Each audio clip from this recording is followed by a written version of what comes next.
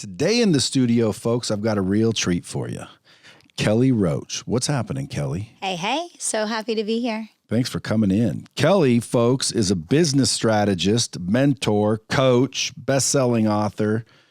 The list goes on. Ultimately, she is an expert at showing people how to transform long hours, busting their ass into basically owning an actual business. Not just, a lot of people think they own a business, but they don't really own a business. They've created a job. Yes. And it's even more fascinating online because many people think that having a course or program is a business. They don't actually understand what a company is and what it takes to build a company with people and systems, infrastructure, long-term strategy, right? So I was both fascinated and terrified when I made the change from Fortune 500 into the world of online entrepreneurship when I discovered what the perception of business building was, but it also created a massive opportunity, and it got me really fired up and really passionate to help entrepreneurs that thought a course or a program was a business actually create a company so that they can have freedom and have a winning team, people that they love working with every day, and, have a skill strategy that is going to set them up for long-term success, not just a short-term kind of blip on the radar. Interesting. Now, courses or coaching programs? Well, anything, right? The world of online marketing has oversimplified building a business or creating a company down to you having a digital asset of some kind. Yeah. Right? And you and I both know that a lot more goes into creating a company, especially one that's going to be able to pivot and evolve over, not just weeks or months, but decades. Right? Especially in the rapidly changing world of entrepreneurship. So here we have, so many entrepreneurs that have invested their life savings in a course or a program or a mentor or whatever the case. Life savings. Right. Hopefully they save more than that. Yeah. Well, what kind of courses you taking, Kelly? But what does the average person have in savings? I don't know. Less than 50 grand. Right? The average American has, I think the number, don't quote me, but I think the number is around $10,000 in the bank, right? So, yeah. But I would argue that the average American has less than that. Probably. Yeah, probably. Yeah, I mean, when I was an average American, 10 grand was a lot. Yeah, that is true. That is true. We have some things backwards here. We're working on them, right? People like you and I are trying to help people change that. So do you teach people how to take courseware or digital products and become brick and mortar? No, definitely not. What I do help people to do is to understand how to implement building a team, how to have systems in their business so that it can operate like a well-oiled machine, how to really step out of the role of the typical entrepreneur, which, as you said at the beginning of the show, it's kind of like the hamster on the wheel, right? It's like you have a job. You own a job. You own your own job. I help people transition from owning their own job to elevating into becoming the CEO of their company, right? And I always say it's very hard to steer your ship clear of hitting an iceberg if you're down in the bottom of the ship where there's no windows, right? And most entrepreneurs are still functioning in every capacity in their business, not in that elevated role of a CEO, which makes it really difficult to be strategic and to have vision and to actually take your company where you're capable of going versus just kind of making it through the day, every single day, If you guys want to look her up while you're listening, go to @Kelly Roach Official on social media. You can also check her out at kellyroachcoaching.com. kellyroachcoaching.com. So you can check her out while you're listening to this. And the reason, Kelly Roach Coaching, like you're saying, online entrepreneurs, to me, entrepreneur to me isn't whether you're online, brick and mortar, doesn't really matter. Right. To me, an entrepreneur is someone willing to take larger than financial normal risks. Absolutely. And they started a business. Now that business could be selling oranges on the side of the street. Yeah. That business could be selling a course online. Yeah. Because it's still a business. Yeah. I know people that make 8 figures a year selling courses. Oh, absolutely. Fully automated. It's not what the thing that you sell is. I think it's your mindset around how you're building it, right? Yeah. Well, what I'm trying to differentiate is because you started off with a lot of people selling courses now. Yeah. And there are. Yeah. And I don't think enough. I think everyone should. Why? Yeah. Only because easy way to monetize your knowledge. If you're good at something and you can make a course and teach other people how to be better at what they do, there's a market for that. Absolutely. But that should turn into more business, not just that. Yes. But you can automate that and have a recurring revenue cash model coming in and live a pretty decent lifestyle, but kind of just depends on what you're looking out of it. Yeah. So your history is you used to work for the Fortune 500s or something, like corporate-y type job? Yes, yes. And did that teach you some of these methods? I learned so much. So I was in corporate for almost 10 years. I was promoted 7 times in 8 years. So I was that young kid. I knew nothing about business, but I was the first one into the office and the last one out every single day.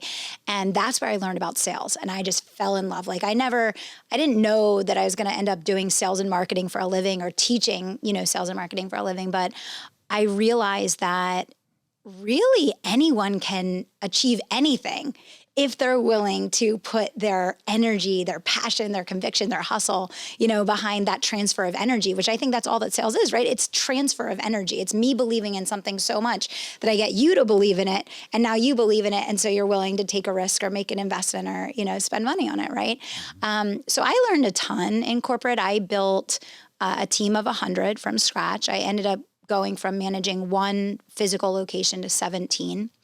And we broke every record in the company's history for profitable growth and expansion of the teams and revenue growth and just, internal promotions. And that was a hard season. It was like a hard 10 years. Like I put my life into that. And I realized that wasn't where I wanted to plant seeds and grow, right? Working in a corporation for someone else. But I do credit that with learning really great principles for business that I still use and I still fall back on that. I feel like that was the best education I could have ever gotten. You've written several books, Live Launch Method, Unstoppable, Bigger Than You, and the most recent, Conviction Marketing. Mm-hmm. Are all of those, are all of those teaching people those elements of business? No, my first book is Unstoppable, 9 Principles of Unlimited Success in Business and in Life. And that book really digs into the 9 things. I came from a large family. We lived just above the poverty line. The answer to everything was, no, we can't afford it. My parents argued about money every single day, and I went from that to becoming, a self-made multimillionaire, right? Just like you and so many other people probably listening to the show. And I took the 9 things that I learned and the decisions that I made and the principles that allowed me to cross that bridge to rewrite my own money story, and hopefully will help so many other people to do the same thing, whether it's about mindset or it's about your attitude towards sales or, it's about your attitude towards work in general or, how you perceive freedom. Like I always talk about, people expect, when they go into business, for example, that they're going to instantly have all of this freedom as an entrepreneur. Mm-hmm. And then we quickly find out that it doesn't work that way. You have to create it. You have to engineer it, right? So Unstoppable was very much about principles. Bigger Than You is about building a winning team so that you can take a step back and actually have freedom, in your business. And the Live Launch is about selling and marketing and scaling your products, programs, courses, whatever it is that you sell online with live streaming and how you can do that, in these $1 million at a time leaps in your business with this online methodology. Now, this is what you specialize in now, mm-hmm. teaching people. Mm-hmm. What if I'm a plumber? Yeah. You teach plumbers? I do not specialize in teaching plumbers. No, I do not. I really do specialize right now in the online space. We are launching a consulting division. Obviously, I came from brick and mortar. My background was in brick and mortar. This business that I've built has been very focused on teaching people how to use offline business skills in the online world. And, I think the interesting thing about plumbers is, right, they are the business, right? They are the business. So the moment that they stop, the business stops. They get hurt, they get in a car accident, they get sick, they stop, the business stops. And that's the big thing I'm trying to help people overcome. So probably a lot of the principles could go, both ways. But really, we have specialized for the last 10 years in helping people in the online space. The plumber would only be in that situation if they were just a single plumber. But if you have Correct. a plumbing company, Correct. like Roto-Rooter, Yes. you can get sick and not stop the wheels. The problem is the average plumber is just the plumber. If we could get more people to be building a plumbing company, that's my whole point. If we could get people's mindset to shift from being the business to building a business, exactly what you're saying. So and it's possible for everyone.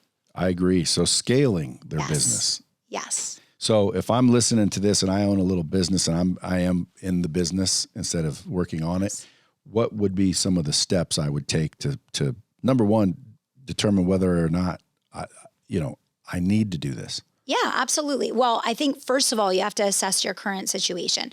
If you're happy with your lifestyle, if you're happy with your income, if you're happy with your business and your life, where it is, how it is, I'm not here to convince anyone to change into building a company that doesn't want to, right? If you're a solopreneur and you are happy, lifestyle and income, keep doing what you're doing, right? If you got no beef with that, right?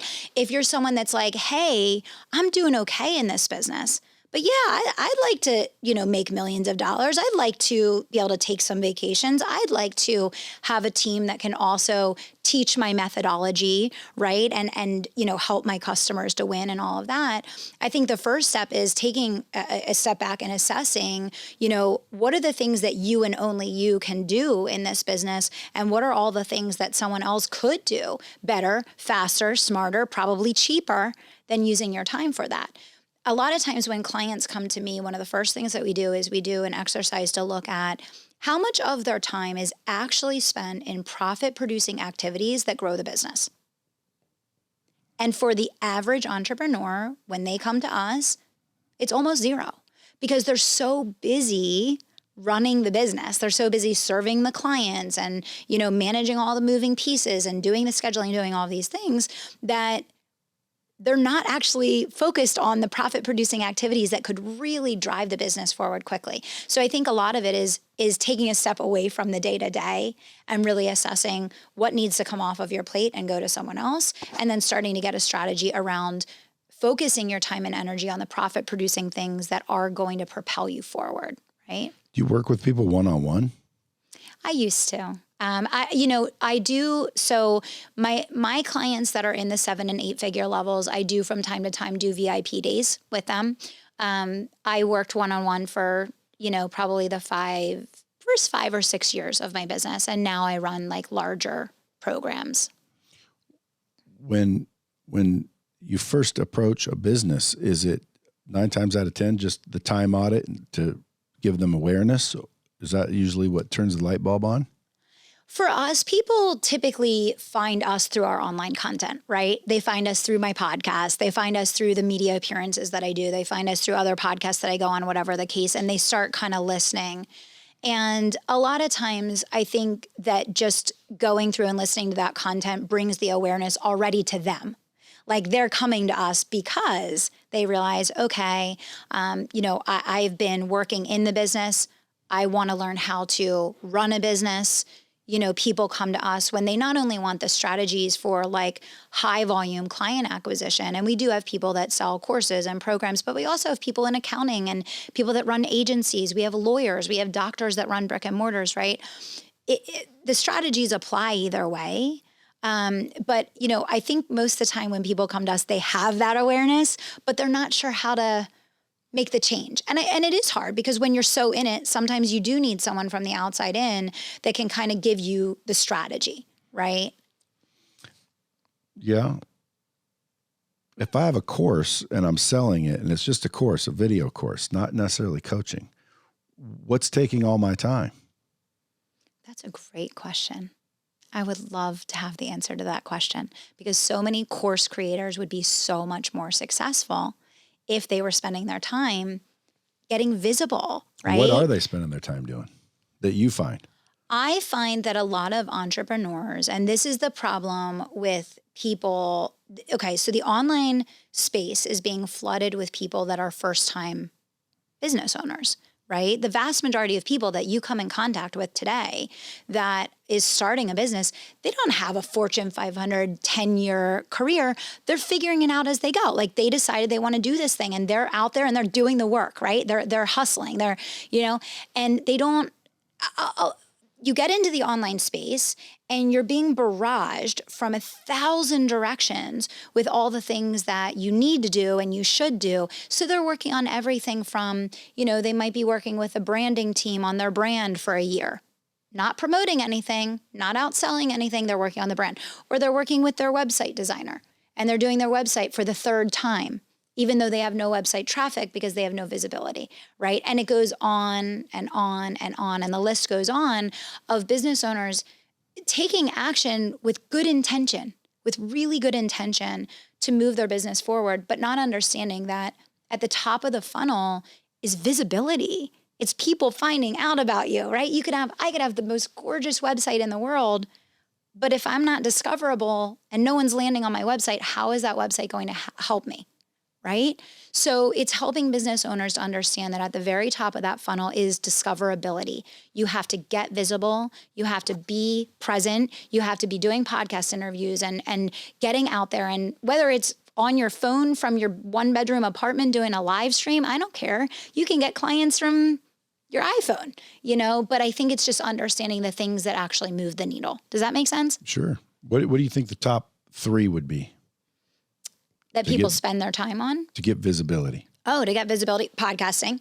I started podcast guesting back in 2014 before I even had my own show. And so many people think that they can't start podcast guesting because they don't have a huge company yet or they don't have their own show. Podcast guesting is a great entry point. I didn't even know that it was such a thing called that. Oh yeah. There's podcast guesting. Yeah. Podcast guesting. That's what I'm doing right here today. Yeah. I'm your guest on your podcast, right? Yeah. Podcast guesting is a huge thing. There are people that actually use podcast guesting as one of their primary revenue generation tools in their business because they have a very intentional strategy about going on shows that they either know that the host is their ideal client or that the audience is their ideal client. They have a strong presentation, a great call to action, and there are many people that actually build their business that way. So that's a simple one that literally anyone can go buy a $35 mic, right, and get set up and you're in business, right? You can start podcast guesting. So I would say podcast guesting or starting your own show. I'm a huge proponent of building your own show, and having that be your funnel into your ecosystem. So I would put podcasting at the top and right under it, live streaming, right? I mean, how could it be any more simple, right? Yeah, but what if there's only 2 people watching your live stream? We all started with 2 people. I started that way. I have an 8-figure coaching company and I started doing live streams with no one on it. We all start at 0. And I think that's the thing is the online world makes people think that if they're not an overnight success, they are a failure. If they don't have 100,000 followers, they're not in the game. If they don't have this massive engagement out of the gate, that no one cares. Can I tell a fun story? Sure. Okay. So this year, the Kelly Roach Show finally hit number 8 in the marketing category for podcasts, right? We have almost 800 episodes, I think now. And I was telling my team a story about when we started the show 6 years ago. And when we started the show 6 years ago, I was all excited, right? I'm like, this is going to be huge. Like, this is going to be epic. I'm so excited to start the podcast. And I was on a call with my team and I said, I want everyone to go to my page and look at this video. And I showed it to them. And there was the announcement and promo of the podcast going live. It had 0 likes. It had 0 comments. And I said to my team, this was my big announcement about the show going live. This was my big entree into the world of podcasting. 0 likes, 0 comments. And I said, but when I started the show, I wasn't thinking about how many clients am I going to get tomorrow? from this show, I remember telling Stephanie, who was my first hire in the business, and she's still with me today. She's a VP in our company now. I remember saying to her, by the time we get to 15 years of this show, we'll get ourselves into that number one spot for marketing. But I was thinking 15 years out in the future. Most people do an announcement of their course or their product or their program or something big that they're doing in the business. They get 0 likes, 0 comments, and they think, well, no one cares. I better pick something different to do. It's that long range thinking, right? What if you can't afford to wait that long? Then you got to side hustle. You got to go side hustle. I don't care if you have to sell your stuff at a garage sale. You need to get a bartending gig. You need to go be a server at a restaurant. If you believe in what you're doing, if you believe you're being called to be an entrepreneur, if you believe that you're here to make a difference in the world, then you should be willing to sacrifice in the short term to get to where you want to be in the long term, right? Sure. Yeah. It's common sense, you would think. You would think. It's amazing, though. We've found that there's an issue with that these days. Yeah, I've seen people quit pretty easily because they didn't get any success. Right. I see it every single day in the world of coaching, and it's really, really sad because, again, there's 2 parts to this, right? I think part 1 is discipline, right? Discipline is everything. I think discipline is the ultimate predictor of success. It's your ability to stay the course and keep improving and keep learning without waiting for the claps, right, to determine whether or not you take the next step. So I think discipline's one part of it. I think the other part of it, though, which is really sad, is just the online world of social media has created a misrepresentation of what it takes to be successful. And so people miscalculate their lack of engagement or their lack of success quickly or their lack of immediacy and results.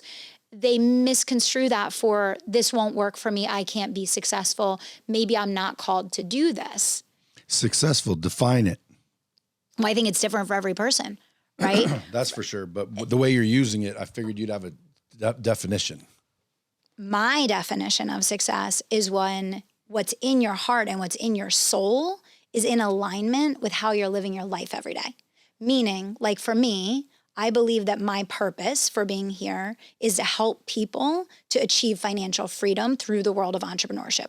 That's my purpose. That's why I'm here. I am here to empower people with the skills to do that. So when I wake up every morning and I know that I'm building a company that changes people's lives every day, that I'm being what I'm meant to be on the inside, that's how I'm showing up on the outside, that's success to me. Right? Do I like to make lots of money? Yes, I do. Do I want to make more money? Yes, I do. But I build a business where I get to put my husband and my 7-year-old daughter first. And that's way more important, right? So, but to your question of how do you define success, I would challenge everyone that's listening to the show to ask themselves if they're clear on how they define success. That's my definition. That doesn't mean it's the same for any other person listening. But if you don't know what your definition of success is, how can you achieve it? Yep. How can you achieve something that you're not clear on? And amazingly, in the world of entrepreneurship, a lot of people aren't even clear. They see the accomplishments of you, and they think that's what success is. And then they start trying to mirror and replicate and duplicate you, and they're unhappy. Why? That was your definition of success. That was your unique purpose. That was your unique calling. That's not what's theoretically, because I'm not necessarily doing my unique calling, I don't think. And there's a lot of people that I know that are very successful financially that, they don't like what they're doing either, but it makes a lot of money, so they're doing it. Right, but there's a huge difference, right? There is. There's a huge difference between doing something because you can achieve financial gain. And if you are okay with that and and you're kind of categorizing that in your mind, I know I'm doing this thing, it's financially rewarding. It's not necessarily the thing. If you know that and you're cool with that, cool, But I do think that's different from waking up in the morning and feeling like you're in complete alignment, and I would say that's better. Yeah. Yeah. Right. You know what I'm saying? Yeah. So what if you find someone that's kicking ass, taking names financially, but they're really not that happy? Do you work with them and show them how to be more happy? Yes. So it's not always about financial success? Yeah. So I would say that for the average person, when you are doing something that is not completely in alignment, you typically subconsciously have a foot on the gas and a foot on the brake at the same time. So you're achieving a level of success, but there's always that little something, right? Where like either you're not playing full out or you're not doing everything that you could be or that you're capable of or whatever the case.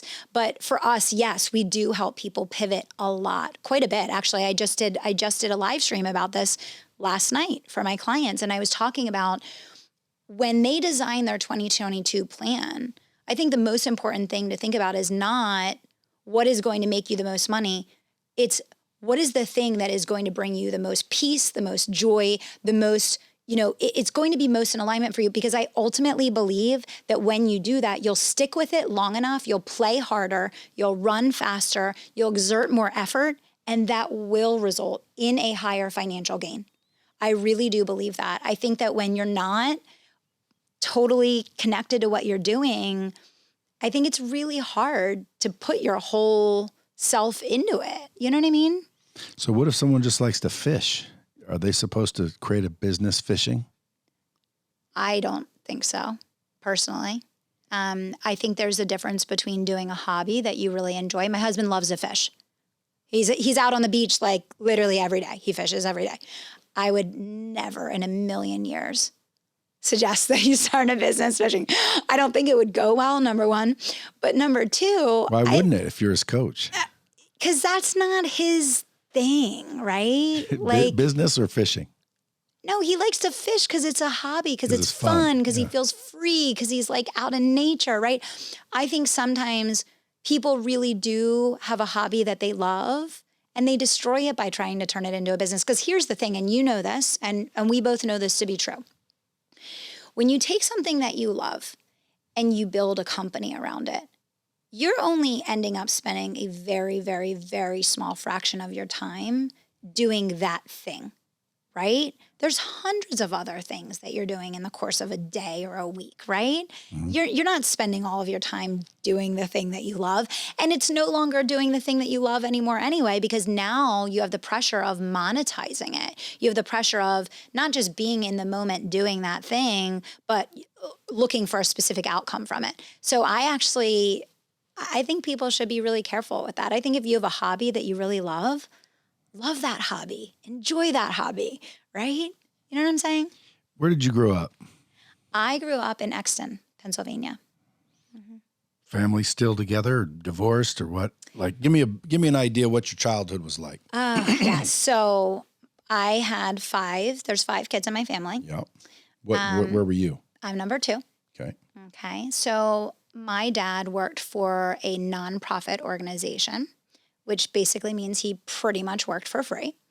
And my mom had 5 kids at home. So although she had a teaching degree, she was home full time because it would have been more expensive to, ship us off somewhere than have us be home, right? So it was a very, very strict, my dad was a very strict Catholic, like very rigid. And it was, like I said this earlier, like the most common phrase in our household was like, no, we can't afford it. Like whatever the question was, the answer was no, we can't afford it. And for me, the moment that I was old enough to work, I was doing every job you could think of. I mean, I was the gatekeeper at the pool. I was babysitting. I was a mother's helper. I was working at a restaurant. I had 3 jobs, like as long as I could remember, because I just was like, I'm not willing to accept that anymore, right? Like they fought every day about money. Every day. They are not together anymore, by the way, you asked that. My brothers and sisters are kind of dispersed around the country. I actually just visited my mom and my sister who are in Phoenix now. So I was there before I came here to see you. But, we had a very loving upbringing, like a very loving home.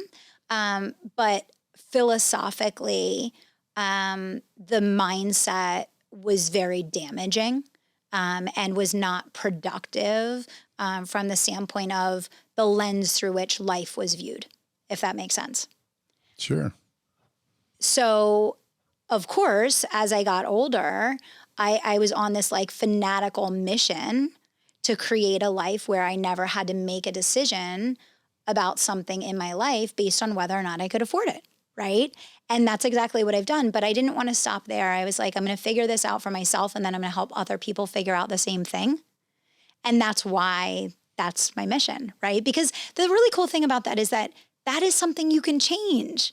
Like if I woke up tomorrow and I found out I had cancer, like I have to deal with that. That's not something I can change. Like I have to work through it. I got to deal with it. It is what it is. But having a negative money mindset, having a scarcity mindset, or being broke, like you can change that, right?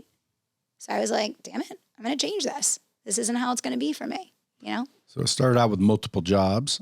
Then it went to, I got to college. So in college, so I went to the school. What'd you say? What'd you study in there? Communications. I didn't even want to go to, like, I went to college to check the box, right? I was a horrible student. I was a B+ student. My brothers and sisters were like magna cum laude, like super smart, like book, people. I was not that person. Like that was not my gig. Are they multimillionaires? No, they are not.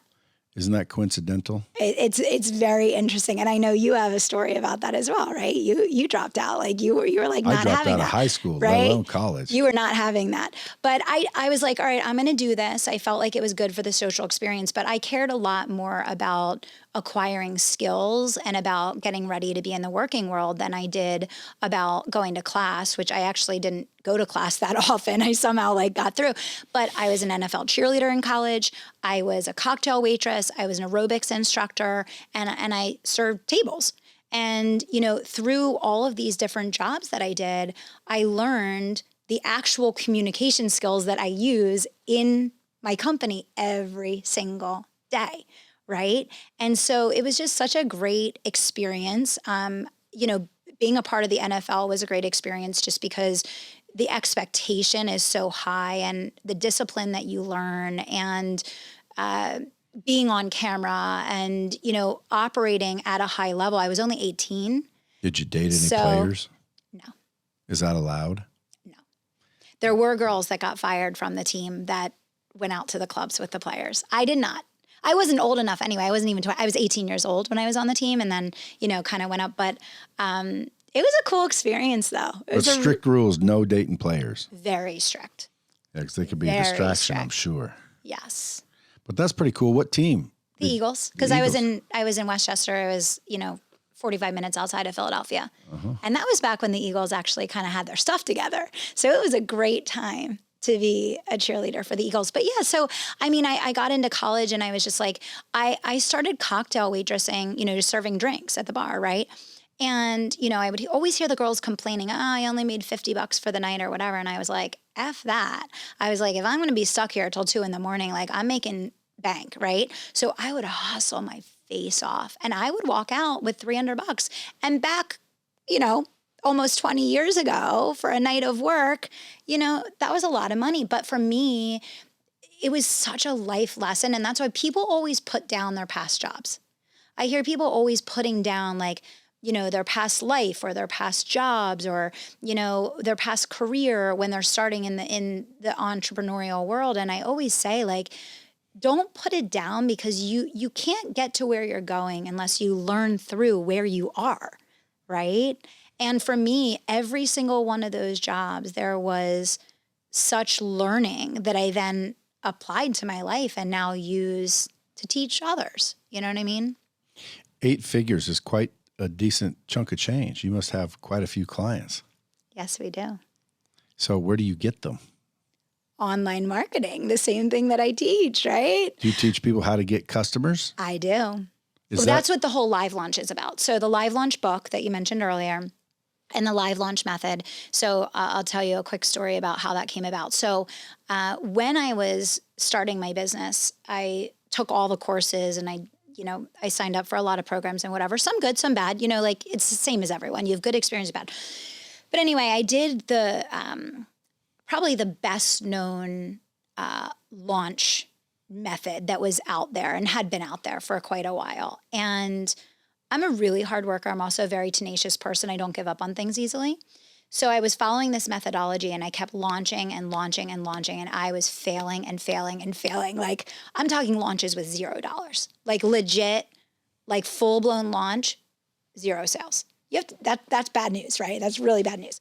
So I'm doing this over and over again. And one day I get on the phone with my team and I'm like, we're done.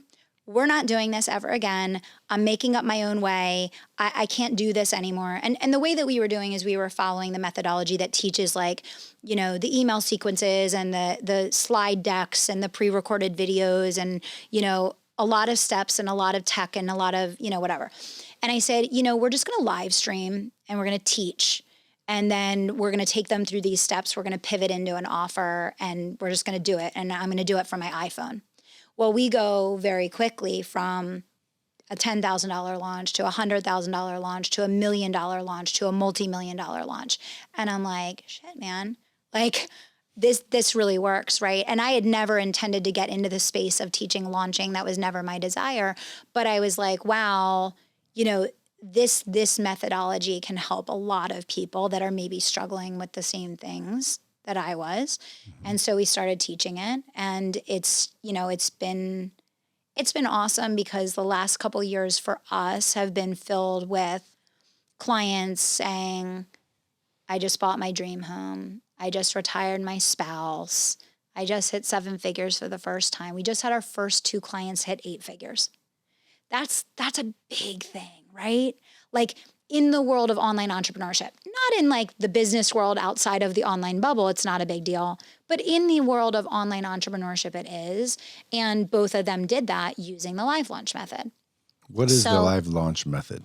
It's exactly what I'm talking about. Well, let's run through it. You can't just go live, say you're launching some shit and sell $1 million. No, I mean, there's a whole book on it. You got to read the book. Like People should go buy the book. Go get the book. I mean, it's like, what is it? $20 or whatever. Yeah. Amazon. I've taught it for free. I've taught the method online for free, probably over 100 times.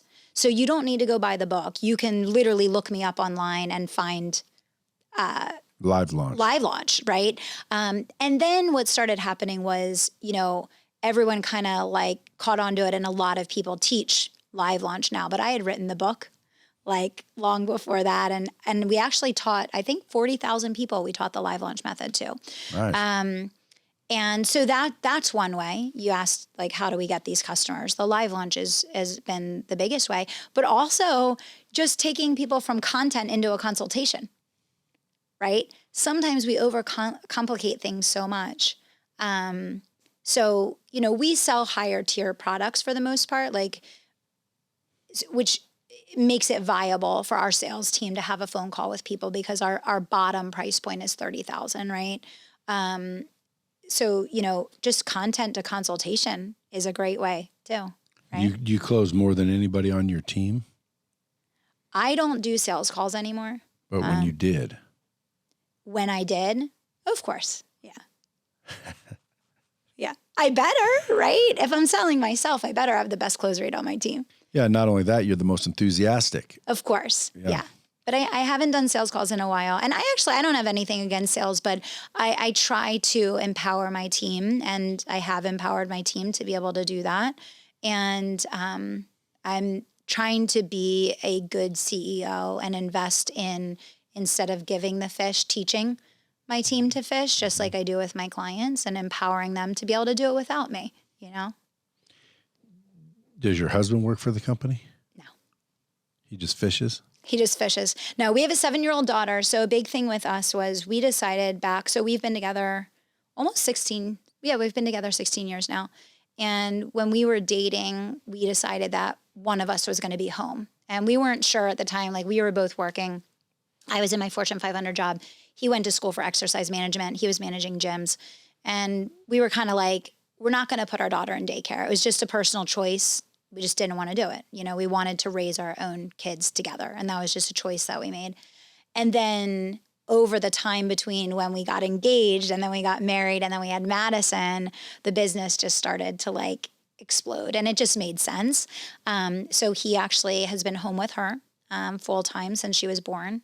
And I feel like it's been like one of the best decisions of our life. We have like we're just such a tight, our little nucleus is like so tight, and she's so strong, and she's like such a leader already, and she's like in 2nd grade. So yeah, he fishes, he runs the house, he takes care of Madison. He's kind of like the fill in the gap guy, right? Like whatever needs to get done, Billy kind of gets it done. That's good.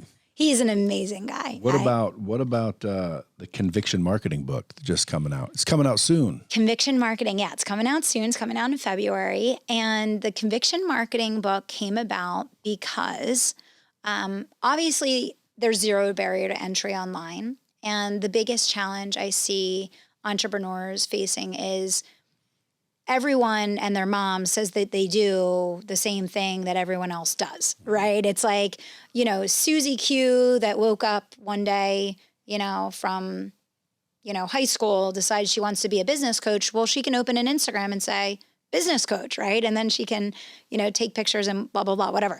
So the whole idea behind the Conviction Marketing method is really helping business owners that want to create a company of impact and purpose to identify their core beliefs and to really get clear on what their convictions are about how they can make a difference in the industry that they're in, right? I believe that if you're going to commit your life to starting a business in an industry, I would like to venture to guess, and maybe I'm wrong, but this is just my perspective, that you believe you can make a difference in that industry. You believe that there's something that could be done better, something that could be done different, that can make a difference for more people in a more meaningful way.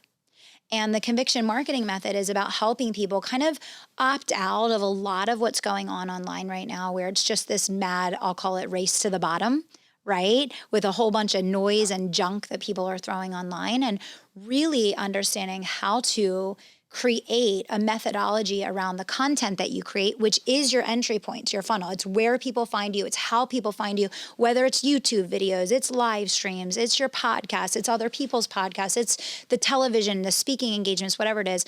But getting really, really clear on what your convictions are and how you're going to build a brand around living those convictions, speaking those convictions. If you're a course creator, making sure that what you're teaching, those convictions are coming through in your course material so that people that take your course are going to get a better result because of you leaning into those convictions. I call them the gaps, right? There's gaps in every industry. There's areas of improvement and ways that you can innovate and disrupt in any industry to make it better. And I believe the people that are really thinking about their business from the standpoint of making a difference, making an impact, going the extra mile, you're always going to have a competitive advantage. Always, always, always, right? Than the person that's just looking for the next buck and isn't really concerned about what happens afterwards. Does that make sense? Yeah. How many clients can you work with at a time? I have a big team. So we have hundreds and hundreds of clients. So people just call you and they're like, hey, I heard you on Brad's podcast. It sounds like I want to do something with you. And you guys just like, obviously it's not cheap. That easy. I wish it was that easy. Well, there has to be an entry point, which is they hear you on my podcast. So people will hear me here. Yes. And they'll say, you know what? I like this girl. Yeah. I want to look her up. So they look you up. They look me up and they're like, okay, cool. So they might go to my website and it says book a consult. And they might book a consult and get on the phone with someone from my team. And my team will basically assess them. They'll assess the business. They'll be like, yay or nay, like, yes, we can help you, and these are the options that we have, or no, we can't. And here are the people we can refer you to that can, right? So that's one way. Are a lot of people looking for help? Yeah, a lot of people are looking. Do you get to cherry pick? We do. I want to work with business athletes. I call them business athletes. And to me, a business athlete is someone that is really focused for the long term on building, creating. Maybe you're creating a movement. Maybe you're creating something super disruptive in your industry. Maybe you want to be the first to do something really special, right? I'm looking for people that have a big vision and are willing to do the work to follow through on it. I always compare building a business to an athlete. Right? An athlete has to run the drills. An athlete runs the drills on the basics hundreds of, if not thousands of times over and over and over again, right? So when I speak and when I create content, I talk very openly about it's really friggin' hard to run a company. It's really hard to be an entrepreneur in 2021. You're going to have to work your ass off, right? That's the exact opposite message of everything else that's out online. Everyone else is like, you can literally manifest $1 million by tomorrow if you just listen to this meditation audio, right? And that's not right? Not that there's anything wrong with Or manifestation. Bathsheba. What? Or Bathsheba. Yeah. Crypto. Or crypto, right? But easy come, easy go. You know, easy come, easy go. So I'm looking, so you asked, do we cherry pick? We do cherry pick. In earlier stages of my business, we were much broader in who we would bring in. And what we learned is that not everyone is going to be a successful entrepreneur. Not everyone's meant to be an entrepreneur, right? Entrepreneurship has become very sexy, but the world of entrepreneurship is 1,000 times harder than being an employee. It's 1,000 times more stressful than being an employee. Many people pursue entrepreneurship because they think it's going to be easier and less stressful. And I don't know any circumstance or situation in which that's been the case, like ever, right? Unless their perspective's crazy. Right. Exactly. Like mine. Yeah. Maybe. But yeah, I mean, people always ask me, what was the most difficult thing? And I'm like, I don't really think it's ever been that difficult. Yeah. Like I would be the only one to say, I think it's easy, but it's just because of my perspective. Like it clearly hasn't been easy or hasn't taken, well, that's what I was going to say. Yes. But you were so committed. I feel like it has. Like I'm lucky. Shit comes to me pretty easily. Like I close deals accidentally. I don't even try. It's crazy, but it's my perspective. Cause when you look back, it has been difficult. And like the other day I said, dude, I don't work very much. Someone said, Brad, you're here all the time. You're here on weekends. True. But I'm like having fun. So it's like, yes. What am I really doing? It's not work.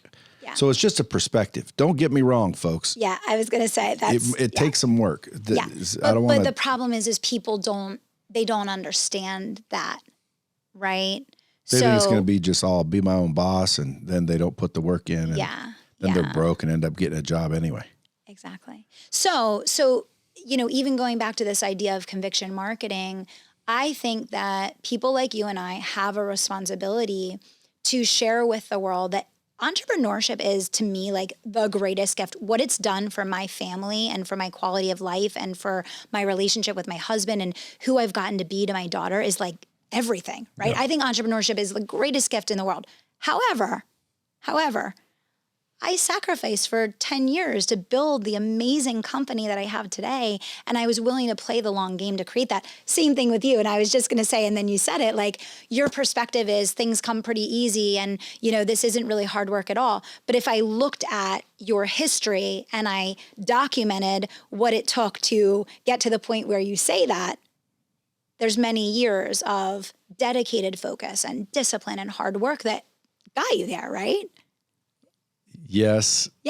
But not really. But we need to be honest about that because a lot of people think that entrepreneurship is go post a couple of things on Instagram. Could be, but that's not This is a plan. the perception. Yeah. This is the perception. And then when they get into it, they're so it's like a vault falling on people's heads. Yeah. And that's what I'm trying to help entrepreneurs mentally prepare to commit to the journey so that they can get to that you just talked about, where you're like, deals come easy. I'm having fun. I'm loving life. This is amazing, right? But you have to be mentally prepared to commit to doing the work to get to that place. Where did you learn to do that? So early. I mean, I learned that when I was riding in my ugly, oversized wood-paneled station wagon home from school one day with my mom. And I said, I wanted to do this or that or the other. And she started laughing hysterically. And she said, sure, Kelly, you can do that as long as you're willing to do the work. And I went, huh? And literally, I swear to God, it changed my entire life. I was like, I can do anything I want. I just have to be willing to do the work. I'm like, cool, I can do that. So I learned that as a child growing up where the answer was always no. And I was like, yeah, I can do better than that. That's not going to be my life. Any books you would recommend that these people read besides yours? Well, I reread Think and Grow Rich every year. So I know that's probably a book that you've talked about on the show before. I would say to anyone listening that I don't know how long it's been since the last time you read it, but every year you'll get something different from that. I do believe. I think the one thing is really powerful for entrepreneurs because it's something that is a struggle focus is a struggle and focus is such power, right? So the one thing is a great one, and who, not how. I try to read a book a week. That's like a big thing for me. And I feel like there's always something that called you to read that book at that time. Who, not how is really powerful, because going back to what you were asking earlier when you said, you know, where do people get stuck and what are they working on? Because they're not working on growing.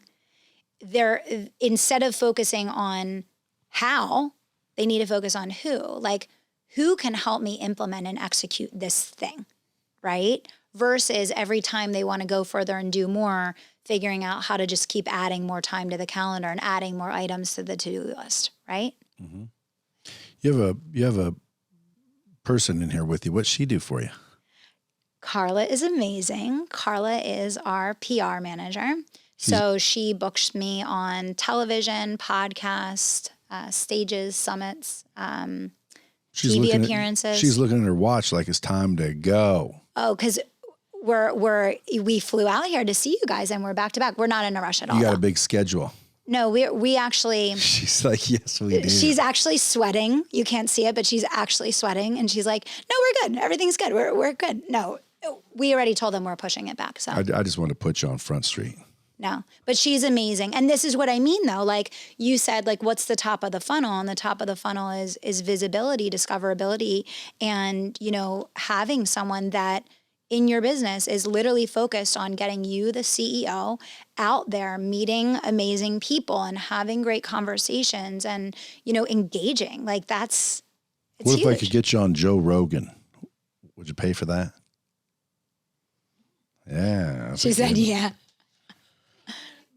Dude, everyone always asks me, who would you pay to get on podcasts? Because people pay to get on podcasts. I'm like, no. I've had people offer me money to be on podcasts. I say, I mean, I'd pay if it were like one that's going to get me the exposure. So that's exactly what you're talking about. Is like, you know, if you got a business and you're out there struggling with, you know, lame sauce, get on Joe Rogan. Yeah.